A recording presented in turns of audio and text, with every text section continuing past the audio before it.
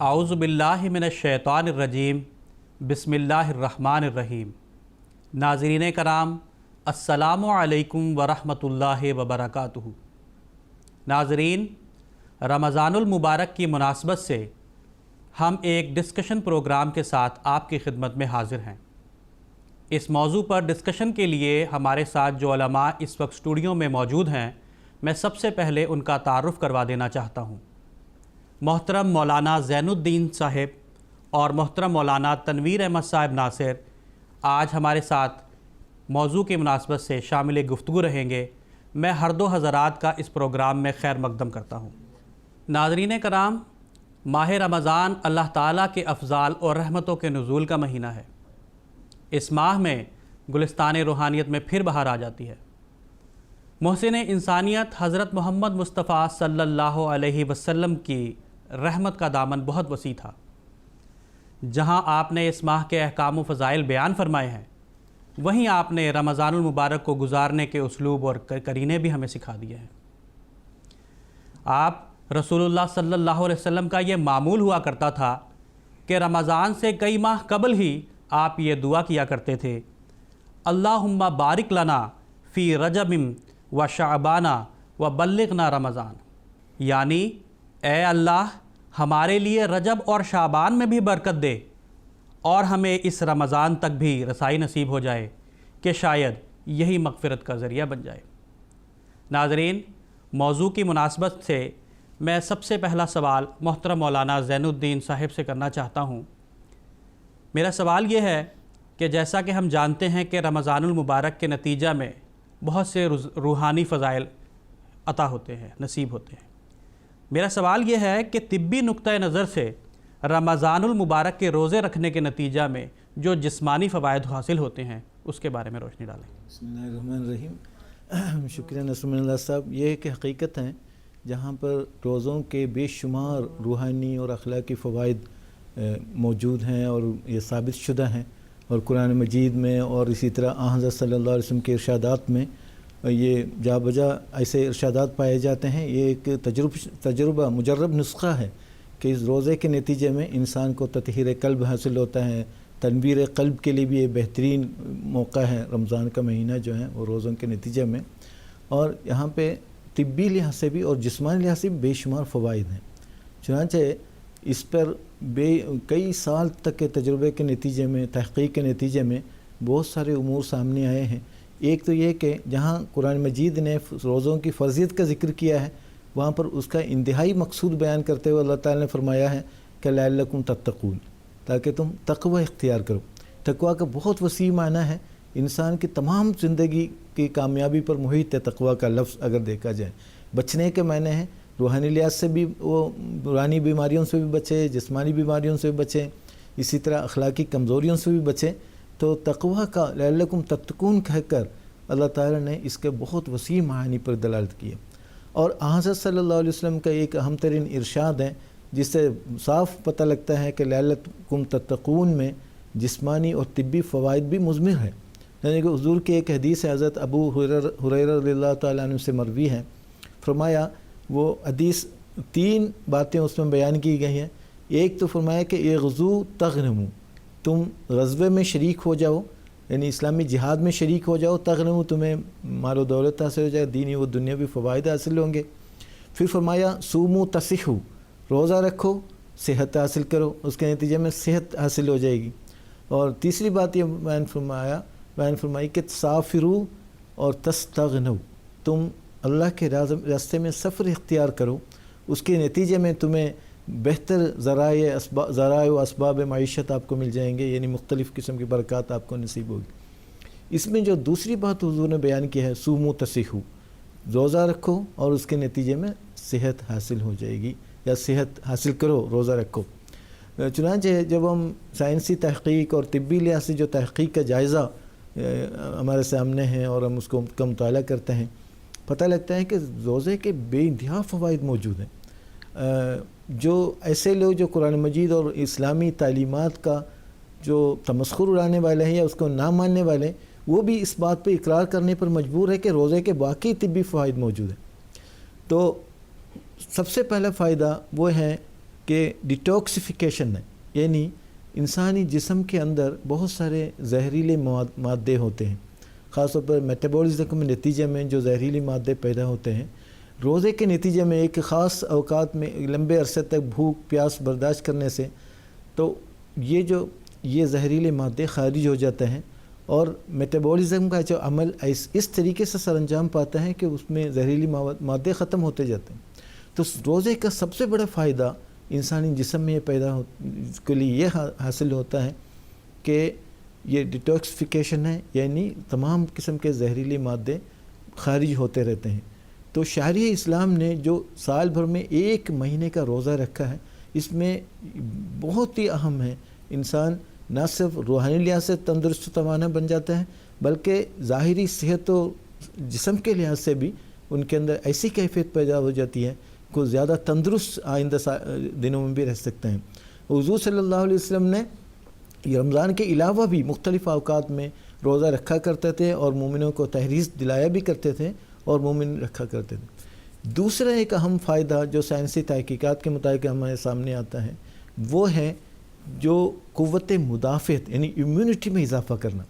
چونکہ ہم جانتے ہیں انسانی جسم کا سارا نظام جو ہے نا جو مدافعتی نظام پر منحصر ہے، یعنی جو انسان مختلف جو ایٹماسفیئر کے اثرات کے نتیجے میں بہت ساری بیماریاں انسان کے اندر داخل ہو جاتی ہیں، لیکن اللہ تعالیٰ نے ایسا نظام رکھا ہے کہ مدافعتی نظام انسانی جسم کے اندر ایسی قوت موجود ہے، وہ بیماریوں کا دفاع کرتا رہتا ہے، ایسی طاقت موجود ہے بیماریوں کی دفاع کے لیے ممد و معاون ہوتی ہے۔ تو یہاں پر روزے کے نتیجے میں انسان کے اندر امیونٹی پاور میں اضافہ ہوتا ہے، اس کے اندر قوت مدافعت میں اضافہ ہو جاتا ہے۔ جیسے ابھی ہم نے کورونا کے دنوں میں بھی دیکھا کہ عام طور پر گورنمنٹ کی طرف سے بھی ممانعت تھی کہ بڑی عمر کے لوگ اسی طرح بچے جو ہے نا زیادہ باہر نہ جائیں، چونکہ ان کے اندر قوت مدافعت نسبتاً کم ہوتی ہے۔ تو یہ رمضان کا روزوں کا ایک اہم ترین فائدہ قوت مدافعت میں اضافہ ہے۔ اچھا، ایک اور فائدہ جو سائنسی تحقیقات کے مطابق سامنے آتا ہے وہ ہے اینٹی الرجی ہے۔ انسان کے دل میں انسان کے جسم میں نا ایک کئی قسم کے الرجی ہے، کبھی غذاؤں کے نتیجے میں، کبھی پانی کے نتیجے میں، اس الرجی کو بھی دور کرنے کے لیے اسی طرح اور بھی بہت سارے فوائد ہیں، یہاں پر وہ مختصر عرض کرنا مقصود ہے۔ تو اسی طرح انسان کے جو آج کل جو بیماریاں ہیں، بلڈ پریشر ہے، شوگر ہے، اسی طرح انسان کے وزن کم کرنے میں بھی بے شمار فوائد ہیں رمضان کے نتیجے میں۔ پھر آنتوں کی تکلیفیں ہیں، معدے کی تکلیفیں ہیں، چونکہ کافی عرصہ تک جو ہے نا بھوک پیاس برداشت کرنے کے نتیجے میں آنتوں میں اور معدوں میں ایسی صلاحیت ہو جاتی ہے کہ بہت ساری بیماریوں سے وہ محفوظ رہتا ہے انسان۔ غرض انسان جہاں روزے کے بے شمار طبی روحانی اور اخلاقی فوائد موجود ہیں، اور اللہ تعالیٰ کے فضل سے جدید تحقیقات کے مطابق یہ واضح ہے کہ جسمانی فوائد بھی بہت ہے، اس لیے جو روزے کے قائل نہ بھی ہو وہ بھی بڑے بڑے طبی ماہرین یہ مشورہ دیتے ہیں، فاسٹنگ کا مشورہ دیتے ہیں بعض بیماریوں کے علاج کے لیے، اور دل کی تکلیف میں بھی کمی آتی ہے اگر فاسٹنگ کے نتیجے میں، چونکہ ایک عرصہ تک پانی کم پیے، کھانا کم کھائیں تو ان کو سارا نظام میں ایک تبدیلی آتی ہے، اس کے نتیجے میں بلڈ پریشر بھی کنٹرول میں آتا ہے، شوگر کی جو سطح ہے وہ ریگولیٹ کر دیتا ہے روزہ، یعنی اس کے نتیجے میں شوگر میں جو بہت زیادہ اضافہ یعنی شوگر کے مریض بن جائیں یا بہت زیادہ کم ہونے کے نتیجے میں بہت ساری کمزوریاں لاحق ہو جاتی ہیں، لیکن روزہ ان سب بیماریوں کا مداوا ہے۔ تو اللہ تعالیٰ نے شرع اسلام نے جو فرض کیا ہے بہت ہی پرحکمت ہے، اور لعلکم تتقون کہہ کر اس بات کی طرف اشارہ کیا ہے، اے مومنو، اے مسلمانوں، اگر تم روحانی، جسمانی اور طبی ہر لحاظ سے فوائد حاصل کرنا چاہتے ہو تو روزہ رکھو، اور جس طرح تم سے پہلے بھی قوموں میں روزہ فرض کیا گیا تھا، اسی طرح روزہ تمہارے لیے بھی فرض کیا گیا ہے، اس کے فوائد بے شمار ہیں، تو اللہ تعالیٰ ہمیں اس کی توفیق عطا فرمائے، اس سے فائدہ اٹھا سکیں۔ جزاکم اللہ تعالیٰ و احسن الجزاء۔ میرا اگلا سوال محترم مولانا تنویر احمد ناصر صاحب سے ہے کہ جیسا کہ ہم نے جسمانی طور پر حاصل ہونے والے فوائد کے متعلق سن لیا ہے، تو میرا سوال یہ ہے کہ ماہ رمضان میں ایک مسلمان کن امور پر عمل کر کے روحانی فوائد حاصل کر سکتا ہے، اس بارے میں براہ کرم روشنی ڈالیں۔ رمضان کا مہینہ ایک انسان کی روحانیت کو بہتر بنانے کے لیے اور روحانی ترقی عطا کرنے کا ایک بہترین موقع ہے اور سازگار موسم ہے۔ بکثرت ایک انسان اس میں نوافل ادا کرتا ہے، توبہ استغفار کی طرف توجہ پیدا ہوتی ہے، دعائیں کرتا ہے ایک انسان، اور نماز باجماعت کی طرف ایک انسان کی توجہ ہوتی ہے، اور درود شریف کی اور اسی طرح نوافل وغیرہ کی انسان کو توفیق عطا ہوتی ہے۔ اللہ تعالیٰ نے روزوں کے فوائد بیان کرتے ہوئے قرآن مجید میں بتایا کہ لعلکم تتقون، تاکہ تم بچو۔ اس آیت کریمہ کی تشریح میں اور وضاحت میں ہمیں یہ حدیث ایک ملتی ہے کہ آن حضرت صلی اللہ علیہ وسلم نے فرمایا کہ روزہ ڈھال ہے، یعنی کس چیز سے ڈھال ہے؟ گناہوں سے بچنے کے لیے ایک ڈھال ہے۔ آپ صلی اللہ علیہ وسلم نے فرمایا کہ جب تم میں سے کسی کا روزہ ہو تو وہ بیہودہ باتیں نہ کرے، گالی گلوچ نہ کرے، اور اگر کوئی اس شخص کو گالی دے تو وہ کہے کہ میں روزے سے ہوں۔ آپ صلی اللہ علیہ وسلم نے فرمایا کہ خدا کی قسم، روزہ دار کے منہ کی بو اللہ تعالیٰ کے نزدیک کستوری سے بھی زیادہ بہتر ہے۔ اس سے پتہ چلتا ہے کہ وہ روزہ دار جو اللہ تعالیٰ کی رضا کی خاطر تمام گناہوں سے بچتے ہوئے اور تمام بری باتوں سے بچتے ہوئے روزہ رکھے گا تو اللہ تعالیٰ کے نزدیک اس کے روزے کی بڑی قدر ہے۔ ایسے شخص کو اللہ تعالیٰ اپنی رضا عطا کرے گا اور اپنی محبت عطا کرے گا۔ گناہوں سے بچنا روحانیت حاصل کرنے کی راہ میں، روحانیت کے میدان میں پہلا مرتبہ ہے، پہلا درجہ ہے۔ اور حضرت مسیح موعود علیہ الصلوۃ والسلام نے فرمایا ہے کہ تقویٰ کے دو مدارج ہیں۔ ایک یہ کہ پہلا یہ کہ انسان گناہوں سے بچے اور نیک اعمال بجا لائے، اور پھر دوسرا یہ کہ وہ محسنین کے گروہ میں داخل ہو جائے اور لوگوں کے ساتھ حسن سلوک کرے، احسان کرے اور اعمال صالحہ بجا لائے۔ بس رمضان کا مہینہ جو ہے وہ ہمیں گناہوں سے بچنے اور نیک اعمال بجا لانے کے لیے ایک بہترین موقع ہے، اور اللہ تعالیٰ سے دعا کرنی چاہیے کہ اللہ تعالیٰ ہمیں اس ماہ مبارک میں اس کی توفیق عطا فرمائے۔ جب ہم حضرت صلی اللہ علیہ وسلم کی سیرت طیبہ کا مطالعہ کرتے ہیں تو ہمیں معلوم ہوتا ہے کہ آپ صلی اللہ علیہ وسلم سارا سال جو عبادات بجا لایا کرتے تھے، ماہ رمضان میں اس میں بہت زیادہ تیزی آ جاتی تھی، کثرت کے ساتھ آپ نوافل ادا کرتے تھے، بہت زیادہ تلاوت قرآن مجید کرتے تھے، اور اپنے اہل و عیال کو اور متبعین کو بھی اس پر زیادہ سے زیادہ عمل کرنے کی آپ تلقین کیا کرتے تھے۔ سیدنا حضرت خلیفۃ المسیح الثالث رحمہ اللہ تعالیٰ نے فرمایا ہے کہ رمضان کا مہینہ 5 بنیادی عبادتوں کا مجموعہ ہے۔ اس میں سب سے نمبر 1 پر روزہ ہے، پھر نماز کی پابندی اور قیام اللیل کی طرف توجہ دلائی گئی ہے اس میں، پھر تلاوت قرآن مجید ہے، پھر سخاوت ہے، پھر آفات نفس سے بچنا۔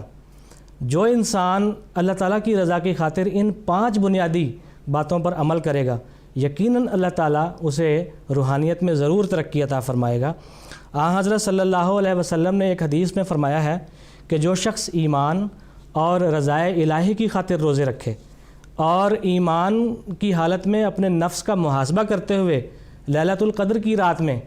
قیام کرے تو اللہ تعالیٰ اس کے سارے گناہ بخش دیتا ہے۔ گناہوں کی بخشش ایک ایسا مرتبہ ہے جو روحانیت میں ایک بہت بلند مقام ہے۔ اس کے بعد پھر وہ مقام عطا ہوتا ہے جس کے متعلق حضرت مسیح موعود علیہ الصلوۃ والسلام نے فرمایا کہ روزوں کے نتیجے میں آپ نے قرآن مجید کی ایک آیت کا حوالہ دیا۔ آپ نے فرمایا شہر رمضان الذی انزل فیہ القرآن سے رمضان کی عظمت معلوم ہوتی ہے۔ آپ فرماتے ہیں کہ صوفیاء نے لکھا ہے یہ ماہ تنویر قلب کے لیے ایک عمدہ مہینہ ہے، کثرت سے اس میں مکاشفات ہوتے ہیں، صلاۃ تزکیہ نفس کرتی ہے اور صوم تجلی قلب کرتا ہے۔ تزکیہ نفس سے حضرت مسیح موعود علیہ السلام نے فرمایا کہ مراد یہ ہے کہ نفس امارہ کی شہوات سے بعد حاصل ہو جائے۔ وہ جو حضرت خلیفۃ المسیح الثالث نے فرمایا نا کہ آفات نفس سے بچنا، تو حضرت مسیح موعود علیہ السلام کے اس جملے میں یہی بات ہمیں نظر آتی ہے کہ تزکیہ نفس سے مراد یہ ہے کہ انسان نفس امارہ کی شہوات سے دور ہو جائے، اور تجلی قلب سے مراد یہ ہے کہ کشف کا دروازہ اس پر کھلے۔ سیدنا حضرت امیر المومنین اید اللہ تعالیٰ بن نصر العزیز نے ایک خطبہ جمعہ میں ہمیں رمضان میں ہم کس طرح اپنی روحانیت کو بلند کر سکتے ہیں اور تیز کر سکتے ہیں اس کے طریق بتائے ہیں۔ آپ فرماتے ہیں کہ رمضان کی برکتیں وہی لوگ حاصل کر سکتے ہیں جو خالص ہو کر اللہ تعالیٰ کی عبادت بجا لائیں، جو ہر اس نیکی کو بجا لانے کی کوشش کریں جس کا اللہ تعالیٰ نے حکم دیا ہے، اور ہر اس بدی سے بچیں جس سے بچنے کا اللہ تعالیٰ نے ہمیں حکم دیا ہے، اور ایک ایسا جہاد نفس کریں جس کے نتیجے میں صبر، برداشت اور انسان کے اندر ایک ڈسپلن پیدا ہو۔ تو اس کے نتیجے میں یہ روحانی مجاہدہ جو ہے وہ ہمیں ہماری روحانیت کو بہتر کرنے میں ممد اور مددگار ثابت ہوگا۔ جزاکم اللہ تعالیٰ وحسن الجزا۔ میرا اگلا سوال مولانا زین الدین صاحب سے ہے کہ جیسا کہ ابھی تنویر صاحب نے بیان کیا کہ رمضان المبارک کے نتیجہ میں روحانیت میں کیسے ترقی حاصل کی جا سکتی ہے، تو میرا سوال یہ ہے کہ کیا صرف ایک ماہ کی مشقت جو ہے روحانی درجات کی بلندی کے لیے کافی ہے؟ شکریہ نسم اللہ صاحب۔ اصل میں در حقیقت رمضان کا مقدس مہینہ جو ہے ایک مہینے ایک لحاظ سے ایک ٹریننگ پیریڈ ہے، یعنی انسان کو مختلف قسم کی مشقتوں کا، عبادتوں کا ایک درس دیتا ہے، اور اس کی کامیابی اسی پر ہے کہ وہ سارا سال کس طریقے سے وہ رمضان والی کیفیت سے گزرتا ہے اور ان نیکیوں کو دوام بخشتا ہے۔ چنانچہ حضرت صلی اللہ علیہ وسلم کا ایک ارشاد ہے جو حضرت عائشہ صدیقہ رضی اللہ تعالیٰ عنہ سے مروی ہے، آپ نے فرمایا ان احب الاعمال ادومھا وان قل، یعنی اعمال میں سے سب سے بہترین پسندیدہ عمل وہ ہے جس پر انسان دوام اختیار کر سکے، اور وان قل خواہ وہ کتنے ہی کم کیوں نہ ہو۔ اب دیکھیں رمضان ایک ایسا اللہ تعالیٰ کی طرف سے ایک ایسی نعمت ہے، بہت بڑی نعمت ہے، انسان کی زندگی میں رمضان آتا ہے تو کس طریقے سے وہ تمام تر غفلتوں کو بھول جاتا ہے، پھر عبادت میں، خدمت خلق میں، ہمدردی میں، ہر چیز میں وہ آگے بڑھنے کی کوشش کرتا ہے۔ لیکن یہ جو رمضان کی کیفیت ہے وہ جس حد تک جس طرح سال ہر سال ایک تسلسل چاہتا ہے، کیونکہ اللہ تعالیٰ نے جس غرض کے لیے انسان کو بنایا ہے اس غرض کو پورا کرنے کے لیے ایک مسلسل جد و جہد کی ضرورت ہوتی ہے، یعنی ایک آدھ دن جو ہے نا کام کیا وہ چھوڑ دیا، وہ کسی مرحلے پر نہیں پہنچ سکے گا۔ تو بہت ساری مثالیں بیان کی جاتی ہیں، مثلا اگر معلوم ہے کہ ہم یہاں پر پانی جو ہے نا 50 فٹ میں نکلے گا، اگر 2-3 فٹ کھود کر وہ تھک کے بیٹھ جائیں تو حاصل نہیں ہوگا۔ اب رمضان کے تعلق سے ایک اہم ترین پوائنٹ یہ ہے کہ حضرت اقدس خلیفۃ ثانی رضی اللہ تعالیٰ عنہ نے فرمایا ہے شہر رمضان الذی انزل فیہ القرآن۔ عام طور پر ہم یہ ترجمہ کرتے ہیں، یہ درست ہے کہ رمضان کا مہینہ وہ مقدس مہینہ ہے جس میں قرآن مجید کا نزول ہوا ہے۔ دوسری ایک اہم بات جو حضور نے بیان کی ہے کہ رمضان کا مہینہ وہ مقدس مہینہ ہے جس کے بارے میں قرآن مجید نازل کیا گیا ہے، یعنی آپ نے فرمایا قرآن مجید کی تعلیمات کا تمام تر خلاصہ اگر کیا جائے وہ رمضان ہے۔ اس کی وجہ کیا ہے؟ حضرت اقدس مسیح موعود علیہ السلام نے ایک جگہ فرمایا ہے کہ رمضان رمضن سے مشتق ہے۔ رمز یعنی عام طور پر لوگ کہتے تھے کہ شاید شدید گرمی میں رمضان کا آغاز ہوا گا اس لیے اس کا نام رمضان پڑ گیا، لیکن حضور نے رمضان شروع ہوا ہی سردی میں ہے، لیکن اس کی کیا وجہ ہے؟ رمضان کیوں رکھا گیا اس مہینہ مقدس کو؟ رمز کہتے ہیں شدید تپش کو کہتے ہیں، شدید گرمی ہے، یہاں تک کہ حضور فرماتے ہیں کہ جیسے اتنی شدید گرمی ہے جیسے پتھر وغیرہ پگھل جایا کرتے ہیں۔ تو رمضان میں 2 قسم کی تپش ہے، 2 قسم کی گرمی ہے۔ ایک تو یہ کہ روزے کے نتیجے میں رمضان میں انسان کے اندر ایک ایسی حرارت روحانی پیدا ہو جاتی ہے، ایک ایسا جذبہ ابھرتا ہے کہ اللہ تعالیٰ کی طرف بڑھنے کے لیے بہت زیادہ ان کے اندر جوش پیدا ہو جاتا ہے رمضان کے نتیجے میں، جس طرح ابھی آپ نے سنا ہے تنویر قلب کے لیے بہترین مہینہ ہے۔ دوسری طرف جو ہے جیسے جیسے ان کے اندر روحانی حرارت میں اضافہ ہوتا ہے اسی قدر وہ مخلوق خدمت خلق میں، اسی طرح حقوق العباد کی ادائیگی میں بھی اسی طرح ایک اور گرمی ان کے اندر پیدا ہو جاتی ہے، جس کے نتیجے میں تمام تر جو ادنا شہوات ہیں، ادنا جذبات ہیں، جو ناجائز قسم کے خیالات وغیرہ، ان سب میں ایک قسم کی ایک آگ پیدا ہوتی ہے جس کے نتیجے میں یہ سب جل کر خاکستر ہو جاتے ہیں۔ تو یہ 2 قسم کی گرمی انسان کے اندر پیدا کرنا رمضان کا مقصود ہے۔ یہ تسلسل چاہتا ہے، چونکہ اللہ تعالیٰ نے انسان کو کس لیے پیدا کیا ہے؟ تاکہ ہر انسان اپنے اپنے استطاعت اور ظرف کے مطابق اللہ تعالیٰ کی صفات کا مظہر بنے۔ تو صفات کا مظہر بننا 1-2 دن کا کام نہیں ہے، یہ لگاتار پوری زندگی میں کوشش کرتے رہنا چاہیے۔ چنانچہ جہاں مومنون کی صفات بیان کی گئی ہے سورۃ المومنون میں بھی، اس میں جہاں پر قد افلح المؤمنون، کامل مومن کامیاب ہو گئے، اس کے بعد کیا فرماتے ہیں مختلف صفات بیان کرتے ہوئے؟ ایک جگہ فرماتے ہیں والذین هم علی صلواتہم یحافظون، وہ اپنی نمازوں کی محافظت کرنے والے، حفاظت کرنے والے ہیں۔ اگر ہم رمضان میں عبادت کا، نمازوں کا معیار بہت اونچا کریں، اس کے بعد اگر ختم کر دیں یا کم کر دیں، سست ہو جائیں، تو اس کا مطلب یہ ہے کہ محافظ میں اس میں شامل نہیں ہے۔ پھر ایک جگہ آتا ہے وہ دوام اختیار کرتے ہیں نمازوں میں، دیگر عبادات میں۔ تو ایک جگہ حضرت مسلم موعود کے ایک پوائنٹ بیان کروں گا، ٹائم کم ہے، تو وَاعْبُدْ رَبَّكَ حَتَّى يَأْتِيَكَ الْيَقِينُ جو آیت جب اتری، اس کے بارے میں بعض غالی صوفیوں کا یہ خیال تھا کہ جب تک الیقین آ جائے خدا تعالیٰ کی ذات پر، وہاں یہ جو عبادتیں ختم ہیں، اس کی ضرورت نہیں ہے۔ ایک جگہ مسلم موعود نے بیان، خلیفہ ثانی رضی اللہ تعالیٰ عنہ نے بیان فرمایا ہے، ایک شخص آپ کی خدمت میں آیا، غالباً ان غالی صوفیوں میں سے کوئی تھا۔ انہوں نے حضور سے سوال کیا کہ حضور اگر کوئی کشتی کا مسافر ہے، میں سوار ہے، کہ وہ کیا وہ کنارے پہنچ جائے تو اترنا چاہیے یا اس کشتی میں بیٹھے رہنا چاہیے؟ حضور نے کہ بہت اعلیٰ فہیم اور فہم رکھتے تھے حضور نے سمجھ لیا ان کا سوال کیا ہے، کیوں کہہ رہے ہیں۔ حضور نے جواب دیا، ہاں ضرور، اگر وہ دریا کنارے والا دریا ہے تو ٹھیک ہے، اس کو اترنا چاہیے۔ اگر وہ ناپیدا کنار کوئی دریا ہے، جہاں اتر جائے گا وہ غرق ہو جائے گا۔ تو اللہ تعالیٰ کی ذات غیر متناہی ذات ہے، جتنا زیادہ آپ سفر کرتے جائیں گے، ایک میدان طے کریں گے، ایک اور میدان، اسی میدان آپ کو سامنے نظر آئے گا، وہ طے گے ایک اور چونکہ اللہ تعالیٰ کی ذات غیر معمولی صفات پر حامل ہے اور غیر متناہی ہے۔ تو ایک ایسی ذات تک کی طرف کا سفر جو غیر متناہی ہو، جس کے انسان جس کا ادراک ہی نہیں کر سکتا، تو ایسے ہستی کی طرف سفر کبھی محدود نہیں ہو سکتا۔ تبھی تو قرآن کریم فرماتا ہے، یا ایھا الانسان انک کادح الی ربک کدحا فملاقیہ۔ یہ انسان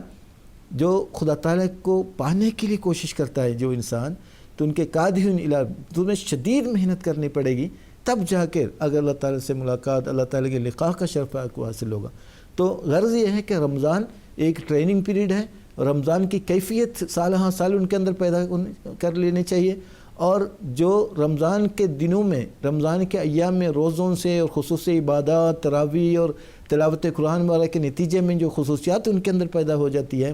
اللہ تعالیٰ کے قرب کے لحاظ سے وہ ترقی کرتا ہے، بنی نوع انسان سے ہمدردی کے لحاظ سے وہ آگے بڑھتا ہے۔ تو یہ ساری کیفیتوں کو جتنے زیادہ دیگر مہینوں میں بھی آپ لے کے جائیں گے، اس کو زندہ رکھنے کی کوشش کریں گے، رمضان کے جذبات کو زندہ کرنے کی کوشش کریں گے، شیطان کے ساتھ جو لڑائی چلتی رہی ہے رمضان کے مہینے میں، اس کو جاری رکھنے کی کوشش کرتے رہیں گے، تو لازماً وہ کیفیت ہمارے اندر پیدا ہو جائے گی۔ تب جا کر یہ ہم کہہ سکیں گے واقعی کہ جو اللہ تعالیٰ نے جو بیان فرمایا کہ اللہ تعالیٰ کے راستے میں مجاہدہ کرو، اللہ تعالیٰ سے لقاء کا شرف حاصل کرو،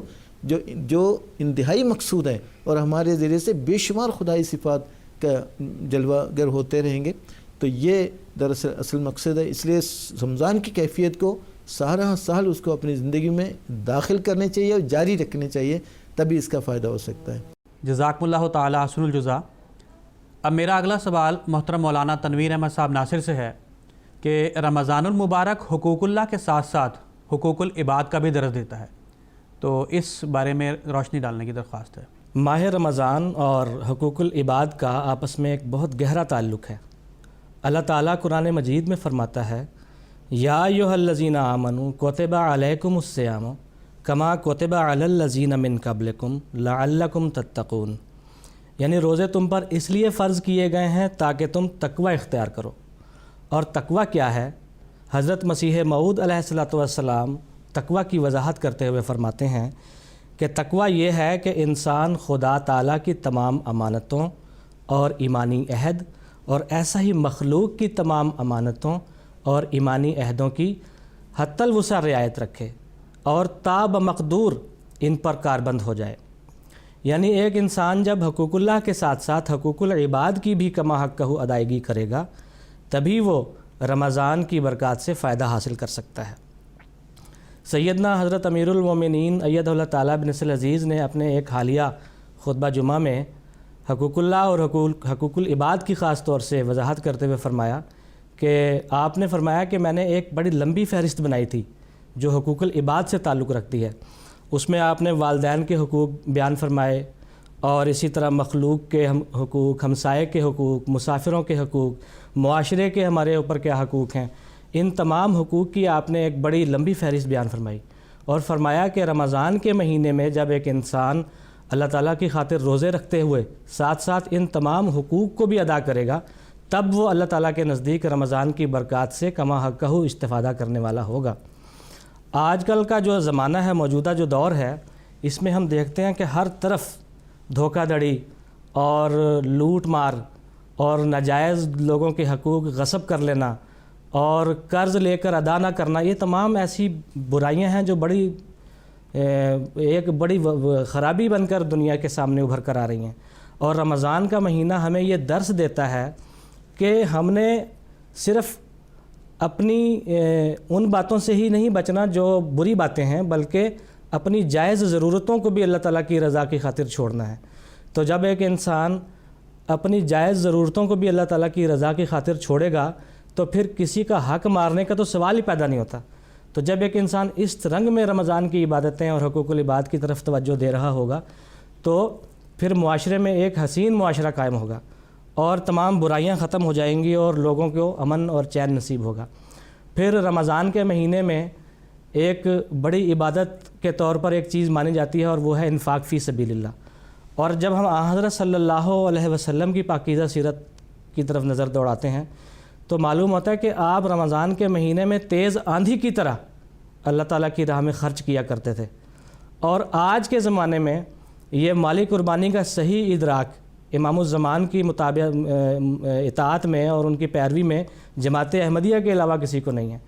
افراد جماعت رمضان کے مہینے میں اپنے تمام واجبات ذوق و شوق سے ادا کرتے ہیں اور ایک مالی قربانی کا معیار قائم کر کے دنیا کے سامنے پیش کرتے ہیں۔ اور سیدنا حضرت امام جماعت احمدیہ ہمارے پیارے امام فرماتے ہیں کہ رمضان کا مہینہ ہمیں اس طرف توجہ دلانے والا ہونا چاہیے کہ ہم لوگوں کے حقوق ادا کریں، کیونکہ جب دنیا تباہی کے بعد جب دنیا لوگوں کی طرف دیکھے گی تو انہیں سوائے جماعت احمدیہ کے اور احمدی افراد کے اور کوئی نظر نہیں آئے گا جو حقوق العباد کی صحیح معنوں میں ادائیگی کر سکیں۔ لیکن حضور نے فرمایا کہ ہمیں اس سے پہلے یہ دعا کرنی چاہیے کہ دنیا اس حد تک نہ پہنچے کہ وہ تباہی کے گڑھے پر پہنچ جائے اور برباد ہو جائے۔ تو اس سے پہلے ہمیں ایک ذمہ داری کے ساتھ اور ایک فکر کے ساتھ یہ دعا کرنی چاہیے کہ یا اللہ دنیا کو ہدایت دے۔ اور جب ہم اس رنگ میں دنیا کی ہدایت کے لیے دعائیں کر رہے ہوں گے اور حقوق العباد کی ادائیگی کی طرف ہم توجہ دے رہے ہوں گے اور حقوق العباد ادا کر رہے ہوں گے تو اللہ تعالیٰ کی رحمتوں اور برکتوں سے ضرور فائدہ حاصل کریں گے۔ امیر المومنین ایدہ اللہ تعالیٰ بن نصر العزیز نے کینیڈا کے خدام الاحمدیہ کی خدمت خلق کا حوالہ دیتے ہوئے فرمایا کہ ایک عورت جس کا بچہ بیمار تھا وہ رات کے 2 بجے ہر جگہ فون ملا رہی ہے کہ کہیں کوئی اس کی مدد کے لیے آئے، اس کے بچے کے لیے کوئی دوائی کا انتظام ہو جائے، لیکن ہر طرف سے اس کو انکار ہو رہا ہے۔ آخرکار اس نے اس ہیلپ لائن پر فون کیا جو خدام نے جاری کی تھی، تو وہاں سے کسی نے فون اٹھایا اور اس نے کہا کہ ابھی تو رات کا وقت ہے اور دوائی ملنا مشکل ہے، لیکن پھر میں کوشش کرتا ہوں۔ پھر انہوں نے دوبارہ بتایا کہ اس وقت تو کہیں سے کوئی دوائی ملنے کا امکان نظر نہیں آ رہا۔ تو تھوڑی دیر کے بعد اس عورت نے دوبارہ فون کیا کہ بچے کی حالت بہت خراب ہے، آپ پلیز کوشش کریں۔ تو وہ کہتے ہیں کہ اچھا میں دیکھتا ہوں۔ پھر وہ اسی حالت میں رات کے انتہائی حصے میں وہ باہر نکلے ہیں اور انہوں نے جا کے دیکھا ایک میڈیکل سٹور کھلا ہوا تھا، وہاں سے وہ دوائی لے کر آئے اور اس کے بچے کو دی۔ تو وہ عورت اس خدمت خلق سے اتنا متاثر ہوئی اور اس نے کہا کہ اب مجھے خدا تعالیٰ کی ہستی پر یقین ہو گیا۔ تو یہ جماعت احمدیہ ہے جو آج خدمت خلق اور حقوق العباد کی اس رنگ میں ادائیگی کر رہی ہے کہ اپنے آرام کو قربان کر کے، اپنی جائز ضرورتوں کو قربان کر کے اللہ تعالیٰ کی راہ میں خدمت خلق کے اور حقوق العباد کی ادائیگی کے معیار کا قائم کر رہی ہے۔ اللہ تعالیٰ ہم سب کو اس کی آسن رنگ میں توفیق عطا فرمائے۔ جزاکم اللہ تعالیٰ واسن الجزا۔ ناظرین، اس کے ساتھ ہی ہمارے آج کے اس ڈسکشن پروگرام کا وقت ہوا چاہتا ہے۔ میں پروگرام کے اختتام میں سیدنا حضرت اقدس مسیح موعود علیہ السلام کا ایک اقتباس پیش کرنا چاہتا ہوں۔ حضور فرماتے ہیں، اگر روزہ خدا تعالیٰ کی رضا کے حصول کے لیے رکھا ہے